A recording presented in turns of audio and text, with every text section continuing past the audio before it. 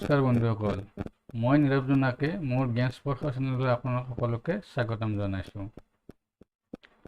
বন্ধুসকল, ডিপ্ৰেশ্যন কি হয় আৰু ইয়াৰ পৰা আমি কেনেকৈ হাত সাৰি থাকিব পাৰোঁ? বন্ধুসকল, আজিকালি বহুতো লোকে ডিপ্ৰেশ্যনত ভুগি থাকে। কিয় ভোগে? কিয় মানুহ ডিপ্ৰেশ্যনৰ শিকাৰ হয়? বন্ধুসকল, চিন্তা এখন জ্বলি থকা চিতাৰ দৰে। চিন্তাই শাৰীৰিক তথা মানসিকভাৱে মানুহক বেমাৰী কৰি তুলিব পাৰে।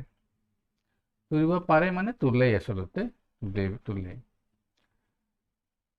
আৰু আপোনাৰ কাৰ্যক্ষমতাটো ই খুব বেয়া প্ৰভাৱ পেলায়। ডিপ্ৰেশ্যনৰ বিষয়ে মই আজি অকণমান আপোনালোকক ক'বলৈ লৈছোঁ। কেনেকৈ আমি ডিপ্ৰেশ্যনৰ পৰা হাত সাৰি থাকিব পাৰোঁ? বন্ধুসকল, ডিপ্ৰেশ্যনত ভোগা লোকসকলৰ আনৰ লগত কথা পাতিব নিবিচাৰে, যিটো আটাইতকৈ মাৰাত্মক ভুল সিদ্ধান্ত। আপুনি মনৰ কথা পাতিলে, মনৰ সমস্যাবোৰ আনক ক'লেহে মানুহে বুজি পাব বা আপোনাক কেনেকৈ ডিপ্ৰেশ্যনৰ পৰা বাচিব পাৰি তাৰ উপায় দিব। ডিপ্ৰেশ্যনত ভোগা লোকসকলে আনৰ লগত কথা পাতিব নিবিচাৰে। যদি আপুনি আপোনাৰ সমস্যাৰ বিষয়ে আনক নকয়, আপোনাৰ বন্ধুবৰ্গক নকয়, তেন্তে সেই সমস্যাৰ পৰা আপুনি মুক্তি কেনেকৈ পাব? যদি আপুনি ডিপ্ৰেশ্যনত ভুগি আছে, তেন্তে আপোনাৰ বন্ধুসকলৰ মাজত কথাটো আলোচনা কৰক, অথবা ঘৰৰ মানুহৰ লগত বা আপোনাৰ যিকোনো চিনাকি মানুহৰ লগত ভালদৰে কথাখিনি আলোচনা কৰি লওক। ডিপ্ৰেশ্যনত ভুগিলে অকল বন্ধুৰ সৈতেই নহয়, আপুনি ডাক্তৰৰ পৰামৰ্শ লওক। ডাক্তৰো আজিকালি আপোনাৰ মানসিক ডক্তৰবিলাকে খুব সুন্দৰকৈ ট্ৰিটমেণ্ট কৰে। তেখেতসকলৰ লগতো আলোচনা কৰি লওক। তেখেতসকলে নিশ্চয় আপোনাক কিবা পৰামৰ্শ দিব। ডিপ্ৰেশ্যনত মানুহৰ টোপনি ক্ষতি খুব হয়। চিন্তাই আপোনাক শুব নিদিয়ে, আৰু যেতিয়া শুব নিদিব, তেতিয়া আপোনাৰ বেছি চিন্তা বাঢ়ি গৈ থাকিব। যিমানে টোপনি ক্ষতি হ'ব, সিমানে আপোনাৰ চিন্তা বেছি বাঢ়ি গৈ থাকিব। ডিপ্ৰেশ্যনত ভুগিলে অকল বন্ধুৰ সৈতেই নহয়, আপুনি ডাক্তৰৰ পৰামৰ্শ লওক। ডাক্তৰো আজিকালি আপোনাৰ মানসিক ডক্তৰবিলাকে খুব সুন্দৰকৈ ট্ৰিটমেণ্ট কৰে। তেখেতসকলৰ লগতো আলোচনা কৰি লওক। তেখেতসকলে নিশ্চয় আপোনাক কিবা পৰামৰ্শ দিব। ডিপ্ৰেশ্যনত মানুহৰ টোপনি ক্ষতি খুব হয়।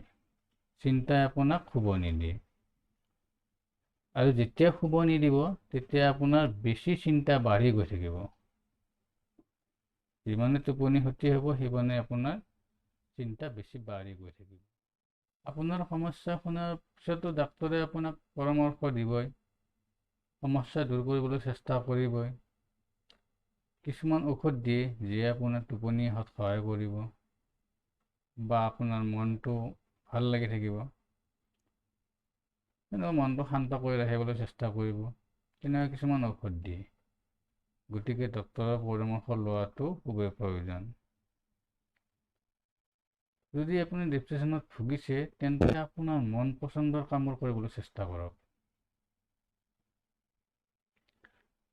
যিটো কাম কৰি আপুনি ভাল পায়, যিটো কাম কৰিলে আপোনাৰ মনটো ভাল লাগে, তেনেকুৱা কামবোৰ কৰক।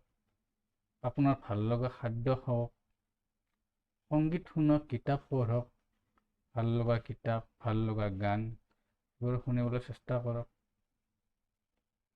আটাইতকৈ ডাঙৰ কথা হ'ল বন্ধুত্ব গঢ়ক। আপুনি বন্ধুত্ব গঢ়িলে আপোনাৰ বহুত মনৰ কথা বন্ধুবোৰৰ আগত শ্বেয়াৰ কৰিব পাৰি। আমাৰ সমাজত এতিয়াও বহু ভাল মানুহ আছে, যি আনক সহায় কৰি ভাল পায়, বিপদৰ পৰা উদ্ধাৰ কৰে। তেনেকুৱা বন্ধু বহুত এতিয়াও আমাৰ মাজত আছে। গতিকে এনেকুৱা কিছুমানৰ সৈতে আপুনি বন্ধুত্ব কৰক, মনৰ কথা পাতক, সমস্যাবোৰ সমাধান কৰিবলৈ চেষ্টা কৰক, আলোচনা কৰক। 10জন বন্ধুৰ ভিতৰত আপোনাৰ 5জনে নিশ্চয় আপোনাক সহায় কৰিব। গতিকে ইমান চিন্তাৰ কাৰণ নাই। ডিপ্ৰেশ্যনত ভুগিলে আপুনি বন্ধুত্ব কৰি বন্ধুত্বৰ লগত খোলা মনে কথা পাতক, সমস্যাবোৰ কওক। দেখিব আপোনাৰ সমস্যাবোৰ লাহে লাহে কমি গৈছে। কাৰণ কোনো বন্ধুৱে আপোনাক বিপদত ঠেলি নিদিয়ে, ভাল কথাই ক'ব, ভাল উপদেশেই দিব। গতিকে আপুনি বন্ধুত্ব কৰক। গতিকে বন্ধুসকল, ডিপ্ৰেশ্যনত ভোগা লোকসকলে মানুহৰ সংগ লোৱাটো নিতান্তই প্ৰয়োজন।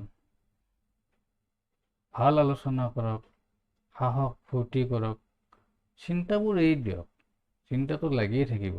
যিটো চিন্তাই আপোনাক ফুলি খাই আছে, সেই চিন্তাটোকে, সেই কথাখিনিকে আপুনি ভালদৰে বন্ধুৰ মাজত শ্বেয়াৰ কৰক। সমস্যাবোৰ খুলি কওক আৰু তাৰ পৰা পজিটিভ মন এটা লৈ মুক্তি পাবলৈ চেষ্টা কৰক। চাব এদিন আপুনি নিশ্চয় সফল হ'ব। ডিপ্ৰেশ্যনত ভোগা মানুহে অকলশৰে থাকিলে তাৰপিছত তেখেতে মনটোতো বেয়া হৈ যাবই, লগতে তেওঁ এনেকুৱা এটা পৰিস্থিতি পায়গৈ যে মানে ক'বই নোৱাৰে, যিটো মানে একেবাৰে বেয়া লাগে ক'বৰ কাৰণে, তেনেকুৱা এটা পৰিস্থিতিৰ উদ্ভৱ হয়। মানুহ পাগলো হৈ যায়। গতিকে বন্ধুসকল, ডিপ্ৰেশ্যনত ভুগিলে আপোনালোকে আলোচনা কৰিব, মানুহ সংগ ল'ব, মানুহৰ লগত থাকিব, তেতিয়াহে তাৰ পৰা মুক্তি পাব। অকলশৰীয়া হৈ কেতিয়াও নাযাব। যেতিয়া আপুনি অকলশৰীয়া হৈ যাব, তেতিয়াই কিন্তু আপোনাৰ